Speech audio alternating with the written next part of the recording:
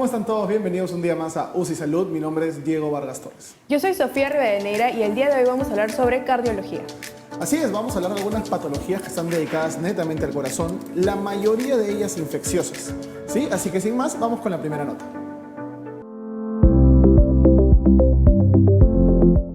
No te olvides que la Clínica Megasalud Universal tiene ofertas por el mes de octubre. Tenemos cirugías de emergencia como la cirugía de vesícula, la cirugía de apéndice y las cirugías de hernias a solo 3.000 soles. Contáctanos a los siguientes números: 935-847-752 o al 935-856-139. Te esperamos. La fiebre reumática es una enfermedad inflamatoria que se puede presentar cuando la faringitis por estreptococos o la escarlatina no se tratan adecuadamente. Esta patología afecta con mayor frecuencia a los niños que tienen entre 5 y 15 años de edad, aunque se puede presentar en niños pequeños y adultos. Por otro lado, esta enfermedad puede causar daño permanente al corazón, incluidas válvulas cardíacas dañadas e insuficiencia cardíaca. Los tratamientos pueden reducir el daño causado por la inflamación, disminuir el dolor y otros síntomas y prevenir la recurrencia de la fiebre reumática. Los signos y síntomas de la fiebre reumática, que se producen a causa de la inflamación del corazón, las articulaciones, la piel o el sistema nervioso central, pueden incluir lo siguiente: fiebre, articulaciones dolorosas y sensibles, con mayor frecuencia en las rodillas, los tobillos, los codos y las muñecas. El dolor en una articulación que migra a otra articulación, protuberancias pequeñas e indoloras debajo de la piel, fatiga, movimientos corporales espasmódicos e incontrolables y estallidos de conducta inusual como llanto o risa inapropiada. Es importante acudir a un especialista si se presentan síntomas de faringitis por estreptococos. El tratamiento adecuado de la faringitis por estreptococos puede prevenir la fiebre reumática. La inflamación causada por la fiebre reumática puede durar desde unas pocas semanas hasta varios meses. En algunos casos, la inflamación causa complicaciones a largo plazo. La fiebre reumática puede causar daño permanente al corazón. Generalmente ocurre de 10 a 20 años después de la enfermedad original, pero los casos graves de fiebre reumática pueden causar daño a las válvulas cardíacas sin presentar síntomas. Los problemas son más comunes en la válvula entre las dos cámaras izquierdas del corazón, la válvula mitral, pero las otras válvulas pueden verse afectadas.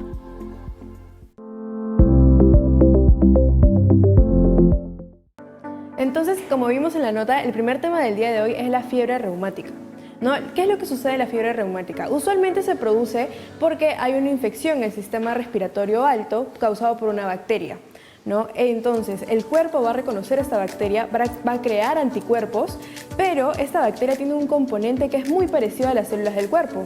Entonces, esos anticuerpos que se han creado contra la bacteria van a reconocer ciertas células del cuerpo y van a pensar que es esta bacteria. Entonces, van a empezar a atacar varios tejidos del cuerpo y así es como se produce la fiebre reumática.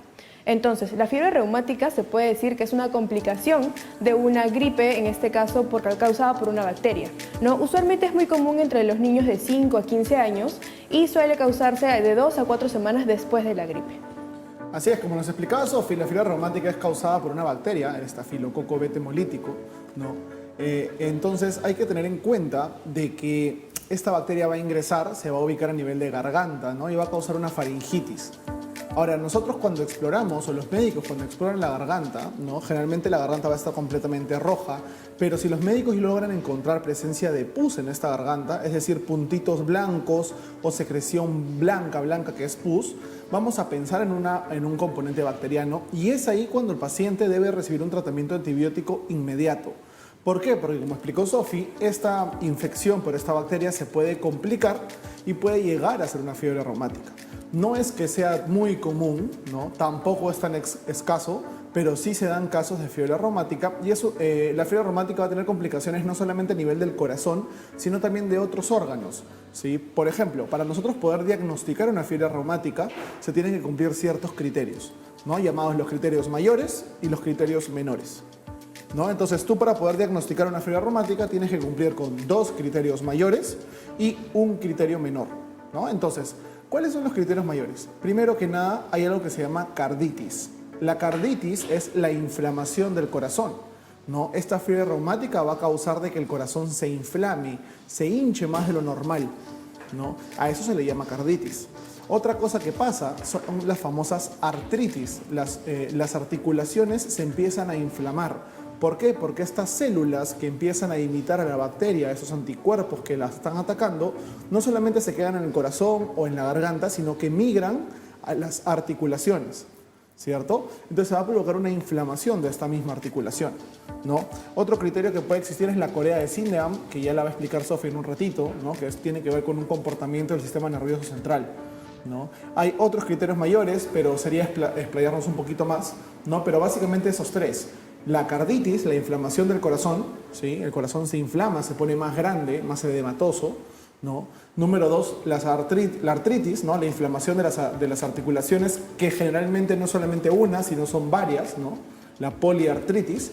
Y la corea de Sydenham sería el tercer componente de los criterios mayores. Ahora, en los criterios menores tenemos otros signos que no son definitivamente fiebre reumática, pero que te ayudan al diagnóstico. Por ejemplo, la fiebre, ¿no? Tú dirás, Diego, pero es fiebre reumática, obviamente tiene que tener fiebre. No todas las patologías infecciosas llevan fiebre. La gran mayoría sí, pero no todas las patologías infecciosas llevan fiebre, ¿sí? Además de la artritis vamos a tener artralgias, ¿no? Dolor en las articulaciones, sin necesidad de una inflamación, simplemente un dolor. Y por último, un paciente que tuvo fiebre reumática antes o que tiene historial familiar de haber tenido fiebre reumática, también tiene un criterio más en este diagnóstico, ¿no? Ahora, Sofía, explícanos un poquito cómo funciona la sintomatología de esta fiebre reumática. Bien, justo como Diego nos explicaba, básicamente la sintomatología que se va a presentar tiene mucha relación con los criterios diagnósticos, ¿no? Una, digamos, de los síntomas, alguna de las alteraciones que se presenta en la fiebre reumática es la carditis, que vendría a ser la inflamación en el corazón, ¿no? Y esto se puede manifestar con una cardiomegalia, que es cuando el corazón crece más de lo normal, o también con una taquicardia, que es cuando aumentan los latidos del corazón por minuto, ¿no? Otra de las manifestaciones que se pueden presentar es la artritis, ¿no? Que es la inflamación de las articulaciones. En este caso es más frecuente en los miembros inferiores, es decir, en las piernas, pero suelen resolverse de manera, digamos, espontánea, ¿no? También. Otras manifestaciones que tenemos son los nódulos subcutáneos. No son como unos pequeños tumorcitos que aparecen debajo de la piel, no suelen ser, digamos, aparecer cerca del cráneo, ¿no? Y son indoloros, ¿no? Eso es una característica, en este caso, de los nódulos subcutáneos causados por la fiebre reumática. Otro de los signos o síntomas que se presentan en este caso es la corea de Sydenham, ¿no? Esta corea está caracterizada porque hay ciertos movimientos involuntarios que tiene la persona que van a impedir que éste pueda agarrar objetos de manera normal o inclusive que pueda caminar de manera normal, ¿no? También va a comprometer en este caso la respiración del paciente, va a tener una respiración irregular e inclusive se va a poder observar de que utiliza los músculos del abdomen para poder respirar de manera correcta, ¿no? También va a haber una alteración emocional en este paciente que digamos, no va a tener una explicación que se pueda entender a simple manera, ¿no? En este caso es todo causado por la fiebre reumática y también otra de las manifestaciones que tenemos es el eritema marginado, ¿no? Que es una coloración rojiza de la piel y esto usualmente no sucede en la cara, sino sucede más que todo en los troncos, en la región, en el tronco, en la región glútea, en la parte de los muslos, ¿no? No pica, no tiene picazón, pero sí se produce una coloración rojiza y van a poder observar también los bordes de esta coloración de manera delimitada. Entonces, importante para hacer un resumen sobre la fiebre reumática, es una patología en la cual tenemos una infección previa, ¿cierto? Una infección en la garganta previa, una faringitis, una faringoamigdalitis con pus, ¿cierto? Esta bacteria, el cuerpo reconoce la bacteria, crea anticuerpos y esos anticuerpos empiezan a atacar algunas células del cuerpo, principalmente en el corazón. Entonces tenemos la carditis, la inflamación del corazón, ¿no? Que genera taquicardia, una frecuencia cardíaca elevada, ¿cierto? El corazón empieza a latir más rápido, ¿listo? Número 2, las artralgias y la artritis. Las articulaciones empiezan a doler, empiezan a inflamarse, generalmente en las extremidades bajas, generalmente no solamente una, sino varias, ¿ok? Artritis, segundo caso. Número 3, la corea de Sydenham. La corea de Sydenham, como explicaba Sophie, son movimientos involuntarios parecidos a los de las convulsiones que todo el mundo conoce, pero el paciente está totalmente consciente, ¿no? Son movimientos que una persona tiene involuntarios que dificultan el aprendizaje, además de algunos componentes psicológicos como la depresión, la ansiedad que puede sentir una persona, ¿sí? Los nódulos subcutáneos, ¿no? Pequeñas pelotitas que pueden aparecer cerca del cuello, y el eritema marginado, ¿verdad? El eritema marginado son, digamos, placas rojas que aparecen en la piel, que pueden parecer granitos o pequeñas inflamaciones, o por ejemplo cuando nos tocamos con algo a lo cual somos alérgicos y nos sale como un rash, como unos granitos, muy parecido. No pica, no duele, pero aparece, ¿no? Esos son algunos de los componentes de esta fiebre reumática, acompañados de algunas otras acciones. Obviamente el tratamiento va a tener que ser antibióticos porque tenemos que eliminar esta bacteria, este estreptococo, beta hemolítico del grupo A, para que pueda ceder el cuadro, ¿no? Y lógicamente el manejo debe ser por un especialista, por un cardiólogo que pueda ayudar con ese tratamiento, que sepa qué medicamentos dar, porque no solamente es el antibiótico para la bacteria, sino también algunos medicamentos para hacer que el corazón mejore su rendimiento, ¿sí? Entonces ya sabemos a grosso modo cómo es la fiebre reumática y ahora vamos a pasar con la siguiente parte, vamos a ir con las consultas de redes.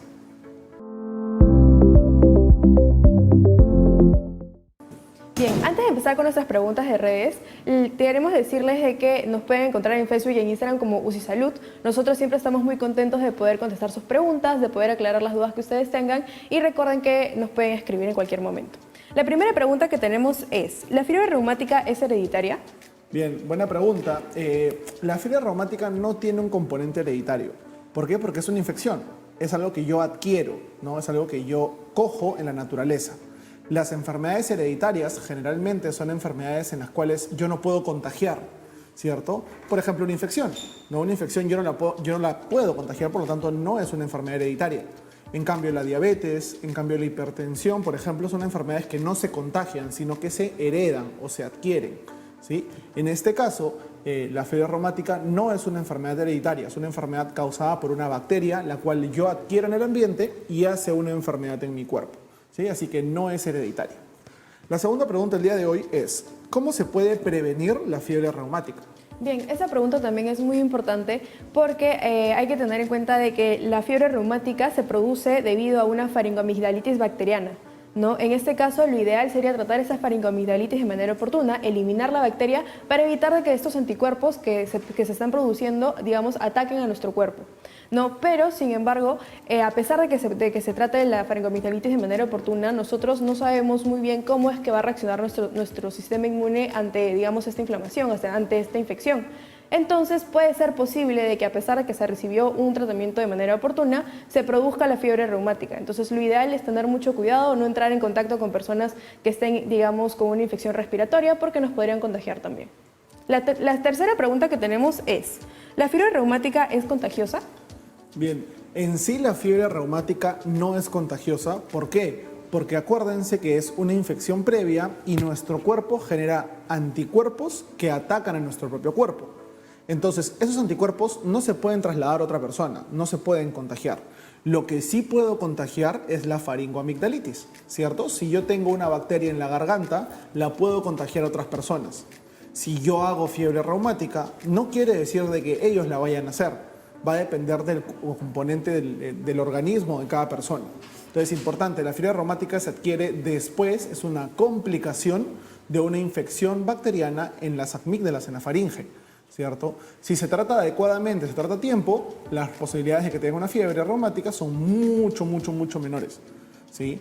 Entonces, no es contagiosa la fiebre reumática, pero sí es contagiosa la infección de la garganta, la infección de la faringe. Hay que distinguir esos dos términos de forma efectiva. Muchas gracias a todos los que nos escriben por redes sociales. Recuerden una vez más que estamos en Facebook y en Instagram como UCI Salud y nos pueden hacer llegar todas sus dudas y también los temas que les gustaría que tratemos en el programa. Estamos listos para responderles. Ahora vamos a ir a una pausa y después de esto regresamos con un médico cardiólogo para seguir conversando sobre la fiebre reumática.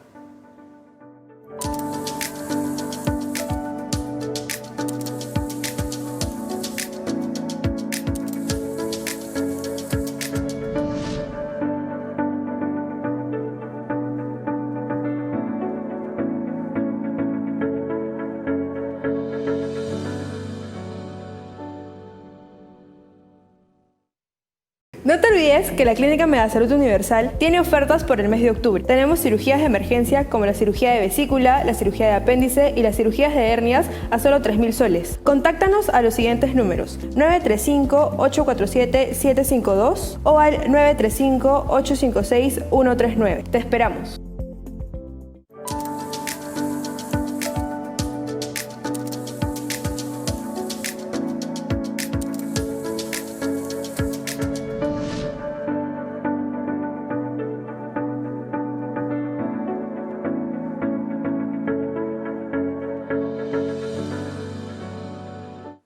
Bien, bienvenidos de vuelta al programa y el día de hoy, para conversar un poquito más acerca de la fiebre reumática, hemos traído un invitado, así que vamos con él.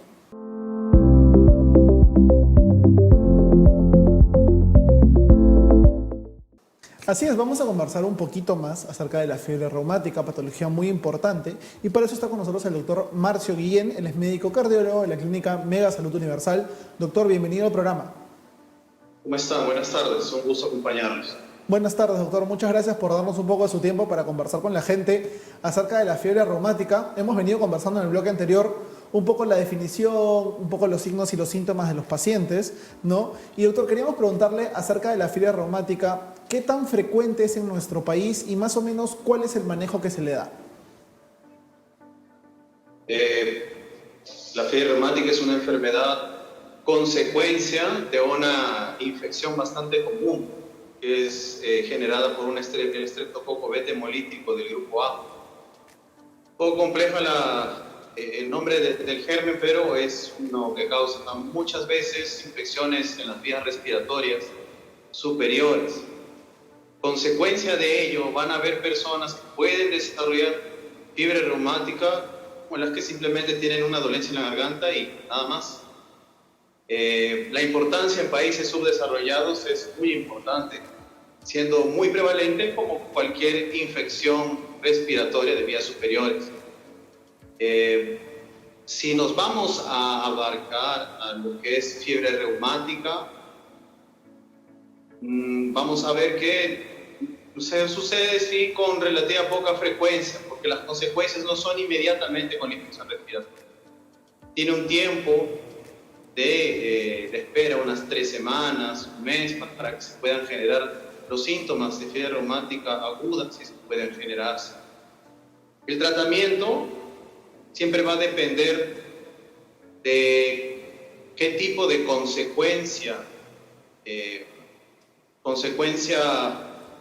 no tenga que ver con la infección primaria, sino con un elemento inmunogénico, y por ende tendríamos que tratar cada una de esas situaciones sin perder la chance de tratar el foco infeccioso, que vendría a ser la infección en la garganta y el hecho de que la persona pues persista con el germen en dicha localización. Entonces el tratamiento sería tanto para la infección como para las consecuencias producto de ella, si es que ya estamos hablando de un estadio de fiebre reumática. Claro, doctor. Justo hablando un poquito acerca de lo que usted nos menciona sobre los estadios, sobre algunos factores que hay que tener en cuenta para el manejo, ¿cuál sería el pronóstico de estos pacientes luego de haber salido de un cuadro de fiebre reumática? El pronóstico actualmente es dependiendo de las consecuencias que haya tenido en el cuerpo, dependiendo de cómo lo podamos manejar. Actualmente, con los elementos que tenemos, las consecuencias tendrían que ser buenas, tendría que ser un pronóstico bueno, porque es un proceso infeccioso que tiene tratamiento, ¿no? Ahora, las consecuencias producto de ello, es decir, la artritis respiratoria, la carditis, el problema neurológico, la corea, entonces esos elementos, como parte de un contexto agudo, traen comorbilidad al paciente. Entonces el pronóstico ahí va a determinarse con qué tanta podamos nosotros tratar la enfermedad a tiempo.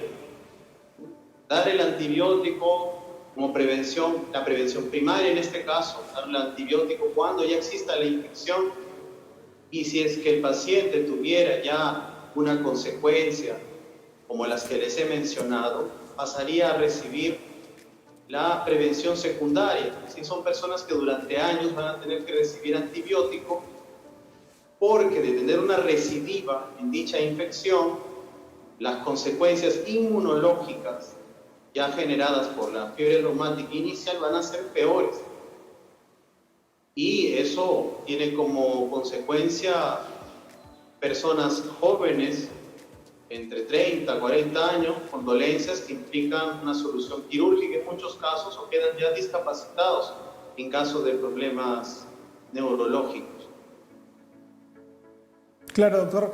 Y otra cosita que usted manifestaba era que era un problema que iniciaba generalmente en vías respiratorias, ¿no? En garganta sobre todo, y es una bacteria que viaja y se ubica a nivel de corazón, ¿cierto?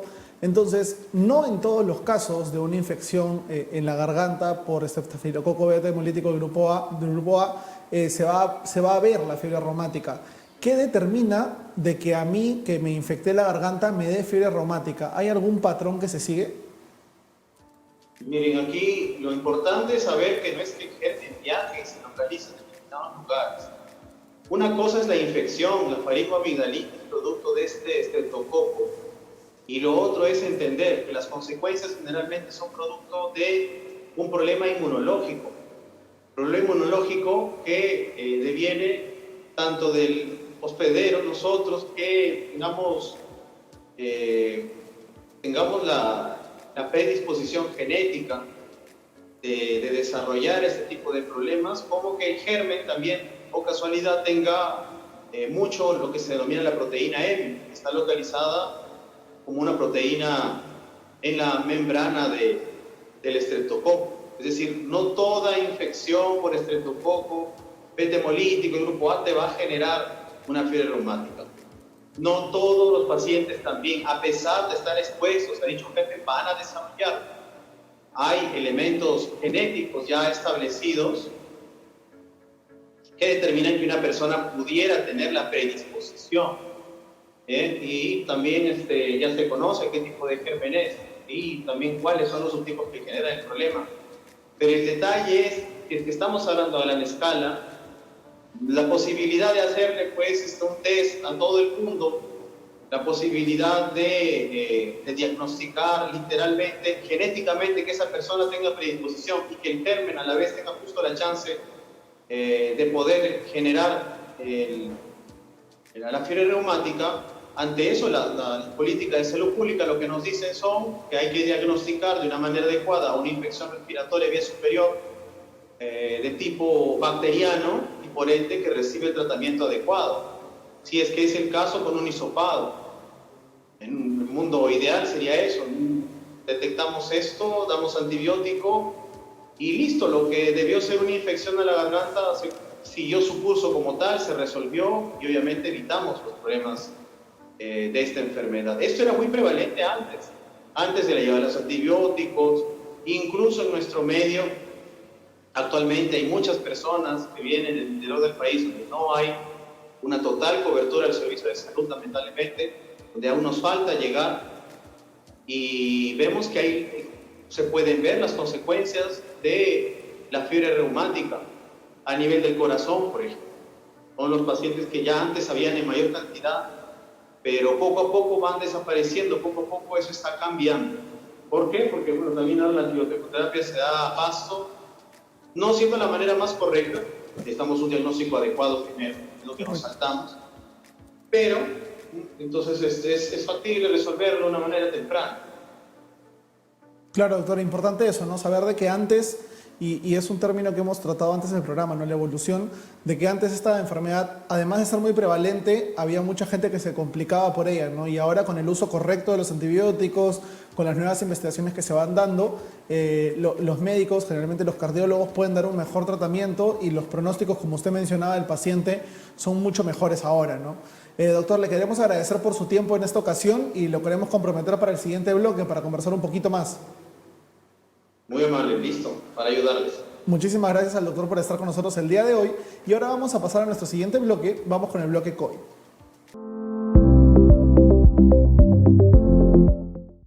Bien, para nuestro bloque COVID del día de hoy tenemos una pregunta acerca del virus. Y la pregunta dice: ¿Cuánto tiempo puede sobrevivir el virus en las superficies? Bien, pregunta interesante y muy importante. Primero, antes de hablar de cuánto tiempo, hay que recordar que todas las superficies pueden y deben desinfectarse con alcohol. ¿Sí? Todas las superficies deben ser desinfectadas constantemente con alcohol, porque si bien es cierto, el contacto con estas superficies no me garantiza contagiarme de COVID, pero sí puede transmitirte el virus por medio de las manos, de repente al agarrar una mesa o de repente agarrar un cartón, y eso va a hacer que yo lleve mis manos a mi boca, mis ojos, mi cara, etcétera, etcétera, y me va a poder contagiar el virus. Así que es importante saber que todas las superficies deben desinfectarse con alcohol constantemente para evitar y minimizar el riesgo de la propagación del COVID-19.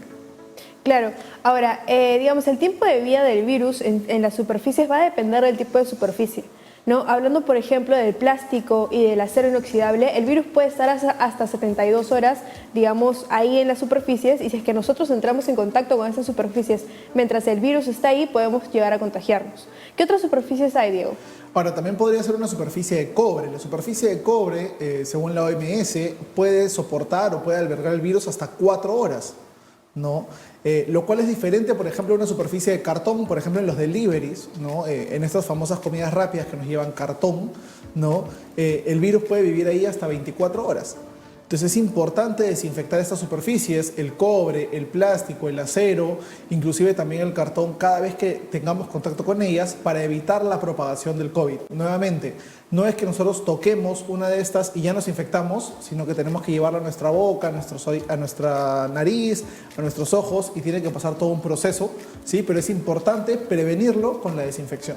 Claro, y no solamente es desinfectar las superficies, sino también, digamos, inculcar a empezar a lavarnos las manos tanto antes de comer como después de comer, después de entrar en contacto con alguna superficie, con algún objeto también, ¿no? Entonces es muy importante desinfectar las superficies y también mantener, digamos, la rutina de lavado de manos. Así es, así que ya sabemos un poquito acerca de este virus, un poquito más acerca del COVID-19.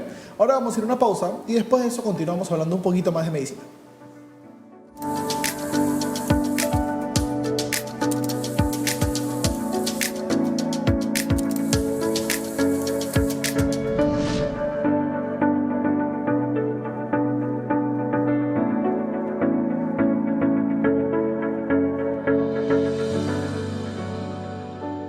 No te olvides que la Clínica Megasalud Universal tiene ofertas por el mes de octubre. Tenemos cirugías de emergencia como la cirugía de vesícula, la cirugía de apéndice y las cirugías de hernias a solo 3.000 soles. Contáctanos a los siguientes números: 935-847-752 o al 935-856-139. Te esperamos. La pericarditis es la inflamación y la irritación del pericardio, la membrana delgada con forma de saco que rodea el corazón. Por lo general, la pericarditis comienza de forma repentina, pero no dura mucho tiempo. Cuando los síntomas se manifiestan de manera más gradual o continúan, la pericarditis se considera crónica. Bajo circunstancias normales, el saco pericárdico de 2 capas que rodea el corazón contiene una pequeña cantidad de líquido lubricante. En la pericarditis, el saco se inflama y la fricción resultante del saco inflamado produce dolor en el pecho. Con frecuencia, la causa de la pericarditis es difícil de determinar. En la mayoría de los casos, los médicos no pueden determinar una causa idiopática o sospechan que hay una infección viral. La pericarditis tiene distintos tipos de clasificaciones en función del patrón y la duración de los síntomas. La pericarditis aguda normalmente dura menos de 3 semanas. El síntoma más frecuente es un dolor punzante e intenso en el pecho, detrás del esternón o del lado izquierdo del pecho. Sin embargo, algunas personas que tienen pericarditis aguda describen el dolor en el pecho como leve y constante o con una sensación de presión y de intensidad variable. El dolor de la pericarditis aguda puede trasladarse al hombro izquierdo y al cuello. A menudo se intensifica cuando toses, te acuestas o inhalas profundamente. Al estar sentado e inclinarse hacia adelante suele aliviar el dolor. A veces puede ser difícil distinguir el dolor del pericardio del dolor a causa de un ataque cardíaco. La mayoría de los casos son leves y por lo general mejoran sin tratamiento. El tratamiento de los casos más graves puede comprender la administración de medicamentos y rara vez cirugía. El diagnóstico y tratamiento tempranos pueden ayudar a reducir el riesgo de tener complicaciones a largo plazo a causa de la pericarditis.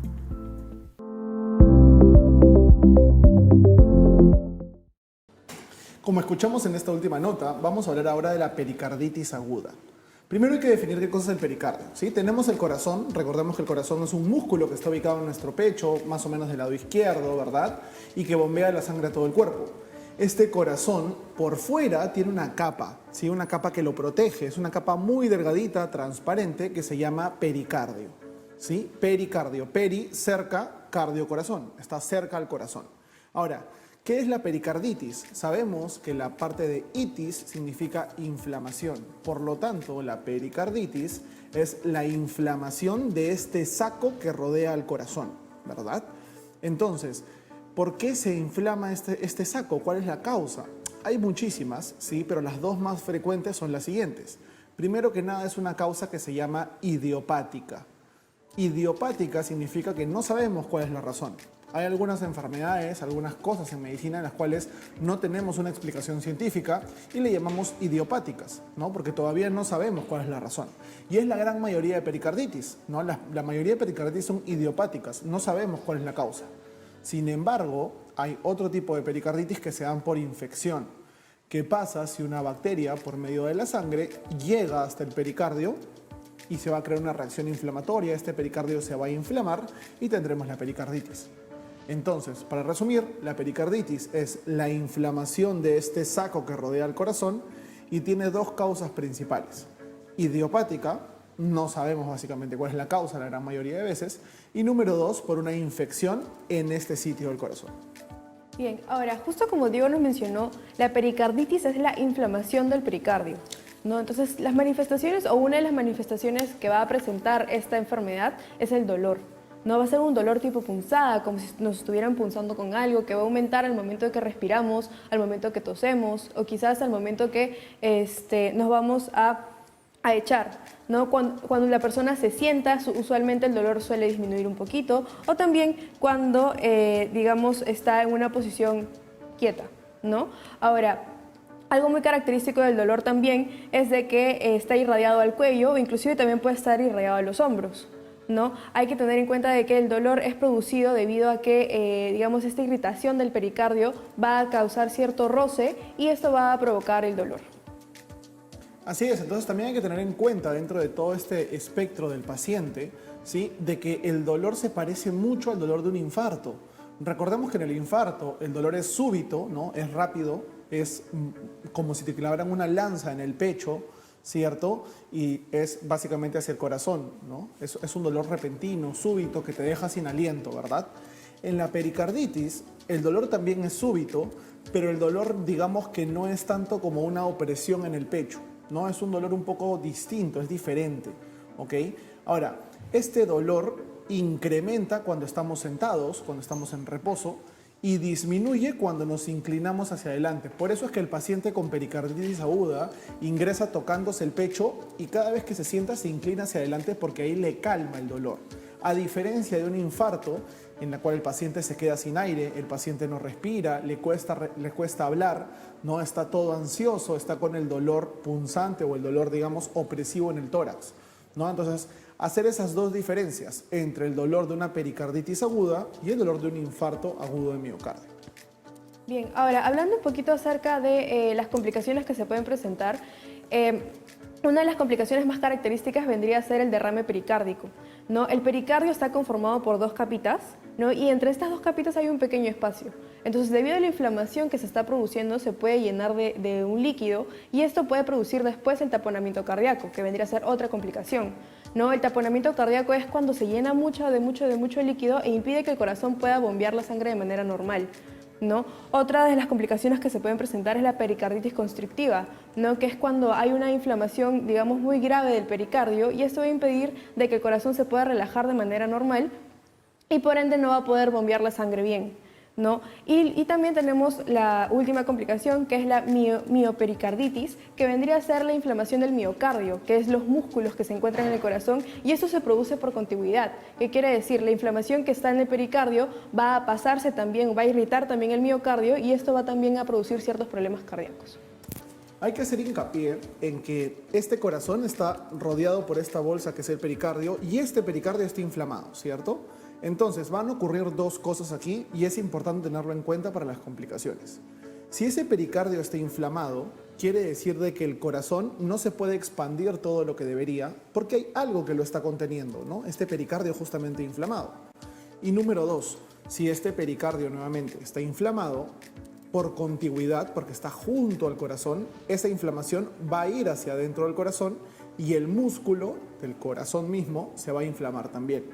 Por lo tanto, no va a poder bombear toda la sangre que nuestro cuerpo necesita. Y eso es malo para la persona, ¿no? Y esa es la definición de insuficiencia cardíaca. Si el corazón no se puede expandir y no puede bombear toda la sangre que necesita nuestro cuerpo, el paciente va a entrar en una insuficiencia cardíaca y posiblemente en algún momento, si es que no se trata, puede llevar a la muerte, ¿no? Entonces es muy importante entonces a algún dolor en el pecho que tengamos, alguna sensación de ahogo, algún dolor opresivo o que nos duela cuando estamos haciendo ejercicio, cuando estamos en reposo, es importante acudir a la sala de emergencias, es importante acudir a un médico porque esa patología cardíaca podría tener complicaciones sobre tu vida. Entonces, importante, cualquier dolor fuera de lo normal es urgente que vayamos al médico para revisar eso, sobre todo si se trata del corazón, ¿sí? Ahora vamos a pasar a la siguiente parte de nuestro programa, vamos con las consultas de redes. Como siempre, antes de iniciar nuestras consultas de redes, agradecerles por estar con nosotros, agradecerles por hacernos llegar sus consultas. Recuerden que estamos en Facebook y en Instagram como UCI Salud y ahí nos pueden hacer preguntas sobre los temas, nos pueden recomendar algún tema que les gustaría que tratemos en el programa. Estamos dispuestos a leerlos y a responderles siempre. La primera pregunta que tenemos el día de hoy es la siguiente. ¿Puedo fumar si es que tengo pericarditis aguda? Bien, esa es una pregunta muy importante y la respuesta es que no. Idealmente una persona no debería de fumar tabaco ni ningún otro tipo de sustancia porque es dañino para la salud, ¿no? Hay que saber de que, digamos, una de las complicaciones que se presentan al fumar el tabaco podría ser el infarto agudo miocardio, ¿no? Afecta más que todo al corazón y a varios, también al sistema respiratorio. Entonces lo ideal es que no se fume en ninguna circunstancia. La segunda pregunta que tenemos, es ¿cómo puedo prevenir la pericarditis aguda?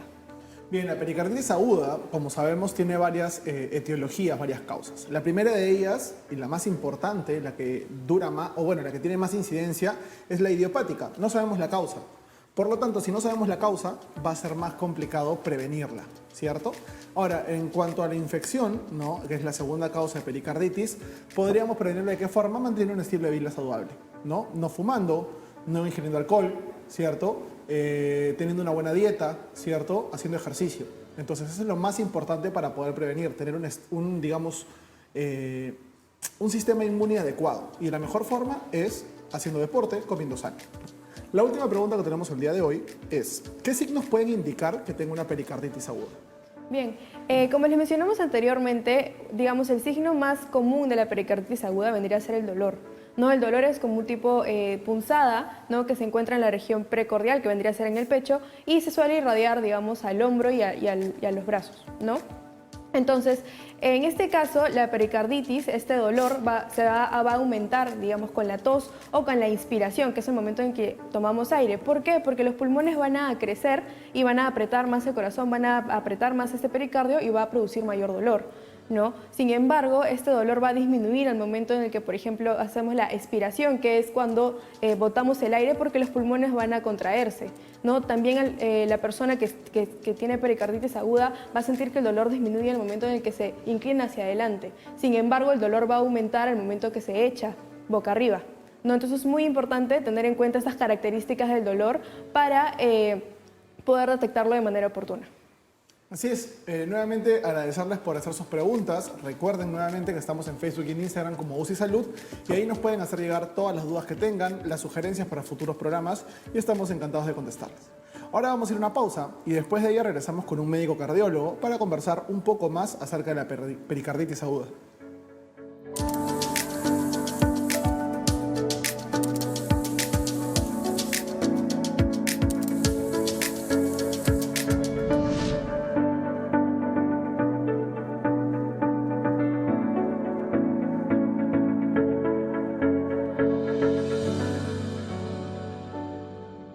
No te olvides que la Clínica Megasalud Universal tiene ofertas por el mes de octubre. Tenemos cirugías de emergencia como la cirugía de vesícula, la cirugía de apéndice y las cirugías de hernias a solo 3.000 soles. Contáctanos a los siguientes números: 935-847-752 o al 935-856-139. Te esperamos.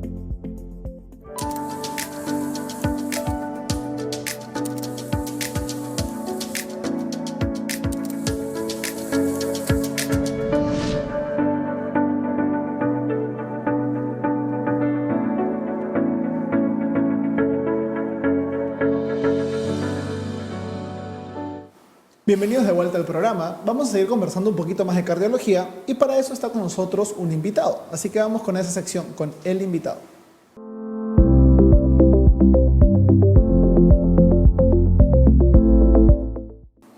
Así es, para hablar un poquito más acerca de la pericarditis está el doctor Marcio Guillén. Él es médico cardiólogo de la Clínica Megasalud Universal. Bienvenido nuevamente, doctor. Mucho gusto, ¿qué tal? Aquí para servirles. Gracias, doctor, por su tiempo. Y para comenzar a conversar un poquito acerca de la pericarditis, la primera pregunta que tenemos es: ¿cuál es el tratamiento para la pericarditis aguda, doctor? Bien, la pericarditis es una entidad inflamatoria de las membranas que cubren al corazón. El tratamiento por un elemento inflamatorio, en este caso, tendría que ser con antiinflamatorios. Sin embargo, habría que definir la cantidad de pericarditis que pudieran existir. Existen las que son de índole infecciosa, virales, bacterianas y en nuestro medio por tuberculosis.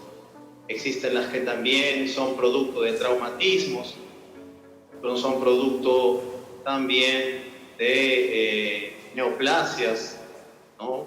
Hay producto de intervenciones quirúrgicas que se pueden suscitar.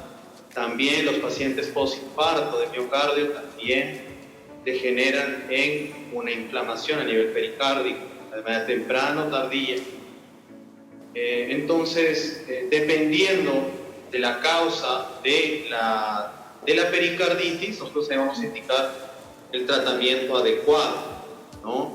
Siempre es considerar que es una entidad que requiere manejo por especialidad, necesita un manejo por especialista, por las consecuencias que pueda tener, que van y atentan contra la vida. ¿Ya? El tratamiento esencialmente es con antiinflamatorios, AINES, a dosis altas y por un tiempo prolongado, en donde tenemos que restringir la actividad física en el paciente. Se va acompañado también de un medicamento de la colchicina que evita las recidivas de este elemento inflamatorio. También, si es que tenemos en esta circunstancia el paciente que ha desarrollado no solamente inflamación, sino también se ve líquido en el corazón, es una circunstancia que puede llevar, que condiciona la vida de la persona. Y son cosas evitables en algunas circunstancias y en otras depende mucho de nosotros como médicos podernos percatar de los elementos clínicos que hacen que una persona, por el líquido que puede estar a nivel pericárdico, pueda llevar a un taponamiento, pueda llevar pues a la muerte de la persona si es que no actuamos de una manera adecuada. Doctor, usted hablaba hace un ratito de que era necesario el manejo por especialidad, ¿no? Que era necesario de que lo maneje netamente el departamento indicado para darle un correcto tratamiento al paciente. ¿Eso quiere decir de que la pericarditis aguda es una emergencia y debe ser hospitalizada siempre? No es. Habría que definir nosotros una emergencia, una urgencia, un tratamiento ambulatorio. Por eso también es necesario que lo determine un especialista. Porque primero necesitamos diagnóstico. Para tener un diagnóstico adecuado necesitamos un cuadro clínico en el paciente, una historia clínica previa en el paciente, ¿no? Si determinamos que es un paciente que tiene una infección respiratoria, de pronto a los días viene con un proceso de un dolor a nivel retroexternal, dolor irradiado que puede irse hacia el trapecio, un dolor que puede estar, que tenga las características de un dolor tipo hincada, que mejora cuando la persona se pone hacia adelante. Son elementos que nos pueden hacer a nosotros sospechar, ¿no? Ahora, hay elementos diagnósticos que nos apoyan, como el electrocardiograma también, que varía de una manera muy típica en los pacientes que tienen pericarditis, y que dependiendo de la fase en la cual se encuentra esa pericarditis nos va a dar elementos diagnósticos. ¿No? Es importante determinar eso, poder hacer una ecocardiografía, no para identificar la pericarditis, pero sí para determinar si la misma ha desarrollado líquido alrededor del saco pericárdico, y por ende también tener el cuidado necesario dependiendo de las medidas y la cantidad de líquido que encontremos. Entonces, es una entidad que primero tiene que ser bien diagnosticada y en la medida de lo posible determinar en ese caso si el paciente requiere o no requiere hospitalización. Paciente que no tiene una buena respuesta antiinflamatoria no esteroidea después de una semana, sigue con dolor. Personas que cuando se le hace el diagnóstico y tiene en el ecocardiografía se encuentra más de 20, bueno, es una medida más de 2 centímetros a nivel del saco pericárdico de líquido, pese al tratamiento. Personas que desarrollaron fiebre, que tengan todos los elementos a nivel del hemograma de un proceso inflamatorio severo. Aquellos que pese al tratamiento aumenta el líquido también a nivel pericárdico. Son pacientes que sí deben hospitalizarse. Catalogarlo como una emergencia, yo catalogaría una emergencia si el paciente tiene un taponamiento pericárdico, ¿no? Que se llena de una manera extrema la cantidad de líquido dentro del saco pericárdico y limita ya la actividad normal del corazón, y la persona puede fallecer de manera instantánea. Ojo que no todos los pacientes desarrollan eso. Hay muchas causas, como les digo, de una inflamación a nivel de pericardio, pero no todas van a degenerar en un elemento así. Entonces, por eso es que es bueno que ante la sospecha de un dolor de tipo hincada, que puede aumentar al toser, aumentar al respirar, que la persona mejore el estar hacia adelante, son elementos que nos van a ayudar a diagnosticar de la manera adecuada y va a poder ser resuelta de una manera también correcta por el especialista. Claro, doctor. Una pregunta más que tenemos para usted ya es acerca, digamos, luego de que pasa el paciente por consulta y inicia el tratamiento, ¿cuáles son los cuidados que él debe tener en casa? Quizás no debe realizar ejercicio como usted nos mencionó. ¿Qué otros cuidados debería de tener? Lo principal es la actividad física, porque como generalmente sucede en personas jóvenes, ¿no? El hacer mayor actividad física va a generar mayor circulación todos los áreas del cuerpo, pero ahí casualmente lo que va a generar es más líquido. La persona que hace actividad física, pese al diagnóstico, los deportistas, por ejemplo, lo que van a generar van a hacer un derrame pericárdico y por ahí pueden llegar al taponamiento. El otro es un paciente ñañoso que necesita anticoagulación, tiene que suspender la anticoagulación, no hay que suspender la anticoagulación en un paciente que tenga una pericarditis por el riesgo de que se llene de sangre el saco pericárdico. Otros cuidados, realmente la toma de la medicación de una manera adecuada y pues una evaluación cuando menos semanal hasta que veamos que clínicamente el paciente se siente mejor. Es muy importante que vaya de la mano esto del paciente junto con el médico. No es el seguimiento el que va a determinar que la persona evolucione de una manera adecuada. Les comenté, si es que pese al tratamiento la persona sigue con dolor, sigue con fiebre, te genera más líquido del que debería haber, que implica una hospitalización. Es decir, los signos clínicos son muy importantes. De ahí en más, no es que tengamos que el paciente restringirle líquidos, una dieta especial. No es el caso, Bien, doctor, le agradecemos muchísimo por estar el día de hoy con nosotros. Creo que ha sido una explicación bastante ilustrativa de todo lo que tiene que ver con la pericarditis. Le agradecemos nuevamente por su tiempo, doctor.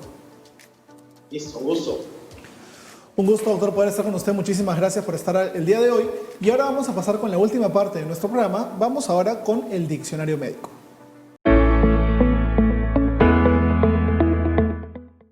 Bien, para nuestro diccionario médico del día de hoy tenemos dos palabras y la primera de ella es, digamos, una frase y dice reacción serológica, ¿no? Lo que sucede aquí es que se hace una prueba de laboratorio donde va a entrar, digamos, en contacto un antígeno y un anticuerpo, ¿no? El anticuerpo, por ejemplo, puede ser desde nuestra sangre y el antígeno es como lo que reconoce el anticuerpo, ¿no? Lo que va a suceder en el laboratorio es una reacción y nosotros vamos a poder ver el resultado si es que el anticuerpo y el antígeno se unen, ¿no?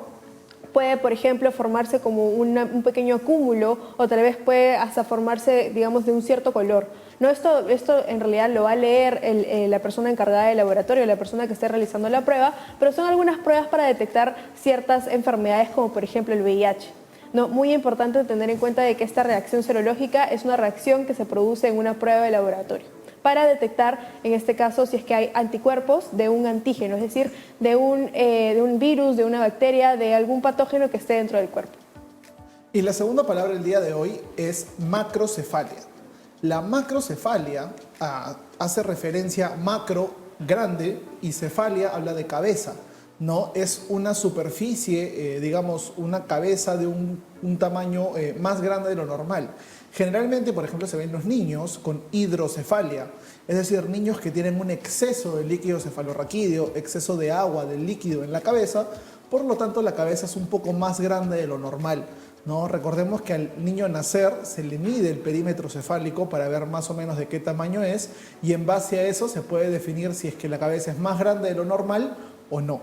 Eso es exactamente la macrocefalia. El día de hoy hemos tenido un programa dedicado netamente a cardiología, creo que ha sido bastante informativo, Sof. Sí, en verdad, muchas gracias. Nosotros siempre disfrutamos de poder compartir con ustedes un poco de nuestros conocimientos, también entrevistar a los médicos que son de mucha ayuda para aclarar ciertas dudas acerca de las enfermedades y ya saben, si ustedes tienen alguno de los signos o síntomas que hemos mencionado, es muy importante que vayan al doctor para poder descartar cualquier enfermedad que esté presente. Así es, recuerden que pueden estar con nosotros de lunes a viernes, tanto a las 9 de la mañana como a las 2 de la tarde por aquí por UCI. Así que nos vemos el día de mañana, que estén bien.